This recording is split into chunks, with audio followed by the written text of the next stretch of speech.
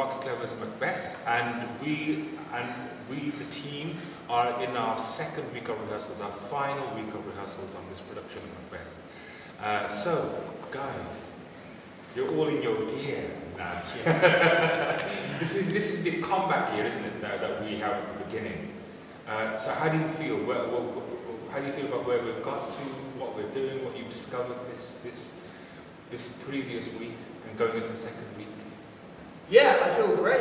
It's been so much fun. We've got through, the skeleton of the combat and movement, as well as doing script work and getting, a few of the scenes, about half the show on its feet. Looking at the tiny details of each beat and all the colour and finding lights and dark in different places. It's good. It's good. Light and dark. Yes. Yeah, no, I was saying to the guys, I didn't realise how physically engaging this would have been. When Michael told us to be fit over Christmas, he meant it.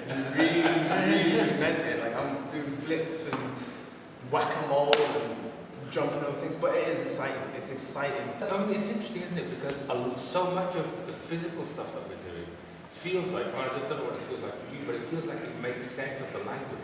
And so we're at the point in the story now where we're just about to move into the coronation, i.e. post Duncan being murdered, spoiler alert, and the Macbeth's getting away with it, and now he's about to be coronated. So this is like at the apex of their achievement, and now it's going to, after that it gets darker and darker for the two of them. So I suppose, what thoughts have you had about the story that we're telling with this play? Like, what have you discovered motivates the Macbeths? I mean, in this version of the Box Clever's version. I think one thing that we've chatted about with the Macbeths, Lady Macbeth and Macbeth, is grief. It is that child that they have lost, or it's in the text we've discussed. Obviously, we decided that there is a child they lost when probably Macbeth was away at war, and that he comes home carrying that grief and that guilt as well, and that is, I think, at the core of what motivates him to want to, please Lady Macbeth. Yes. What do you think, Premi? Initially, I was thinking, okay, for this to happen, there must be some ambition from Lady Macbeth's side. Yeah.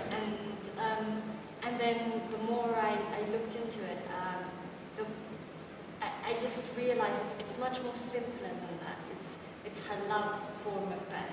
So in some ways, they're kind of trying to recover themselves, recover the future for themselves, particularly after a death, such a significant death. Sam, what about the Weird Sisters? What are we doing with them? Well, they're almost these carefree, quite chill, quite laid back kind of guys who are just slowly implementing these little seeds of information. Like, you could be king. You could be. Yeah. So we're never telling him that he is. We're never telling him that he will be. When we go in, you could be king. This is something you can play with. Letting you take the ball and go, all right, I can. Yeah. And I will. So they're quite playful.